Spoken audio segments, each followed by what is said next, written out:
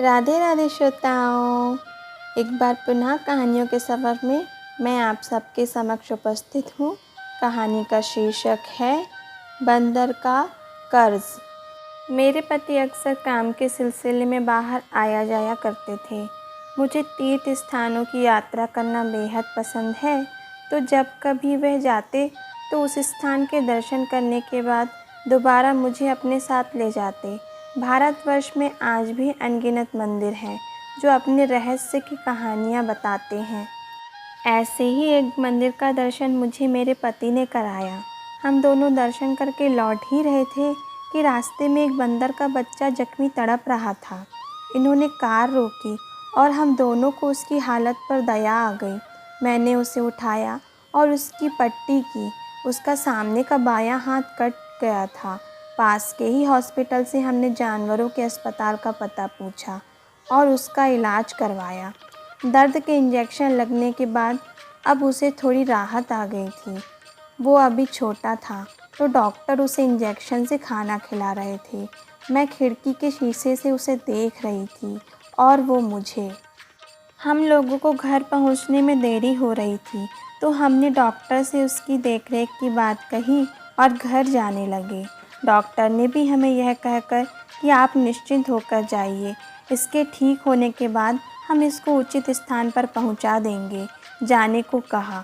हम जाने लगे। जाते जाते मैं उसके पास गई और उसके छोटे छोटे हाथ अपने हाथ में लेकर उसको गुड बाय करने लगी। पता नहीं क्यों, पर उस अजनबी दोस्त के लिए मेरा मन द्रवित हो रहा था। यह भी समझ रहे थे और मुझे चुपचाप देख रहे थे।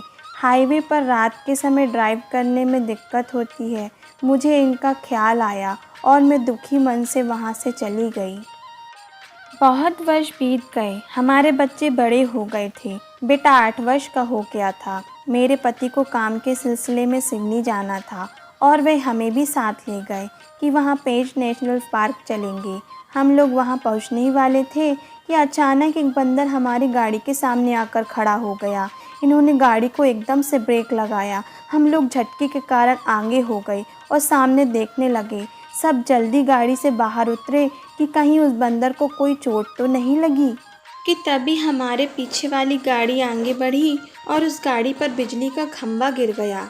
आसपास के सब लोग दौड़े और मैं मेरे पति एक दूसरे को आश्चर्य से देख रहे थे और उस बंदर को भी। वह जाने लगा। मुझे उसकी आंखें जानी पहचानी लगी और तभी मेरा ध्यान उसके हाथ पर गया। उसका बायां हाथ कटा हुआ था। मन की भाषा में हम उसका धन्यवाद कर रहे थे और उसकी रहस्यमयी आंखें जैसे हमें कह रही हों कि यह जीवन आपका ही दिया हुआ है। प्रिय श्रोताओं, यह प्रकृति हमें अनाज, फल, फूल, वनस्पति आदि भरण पोषण की वस्तुएं प्रदान करती है। प्रकृति का हम पर कर्ज होता है। यह बेजुबान जानवर अपने भोजन के लिए हम मनुष्यों पर निर्भर रहते हैं। यदि कहानी ने श्रोताओं के हृदय में अपना स्थान बनाया है, तो कृपया रोज़ एक जीव का पेट अवश्य भरिएगा। इससे आप प्रकृति के कर्ज से भी मुक्त हो जाएंगे और आपकी आत्मा को एक अलौकिक शांति का अनुभव होगा। अपने अनुभव कमेंट बॉक्स पर अवश्य लिखिए। चैनल को लाइक, शेयर एवं सब्सक्राइब करना मत भूलना। प्रेम से कहिए राधे राधे।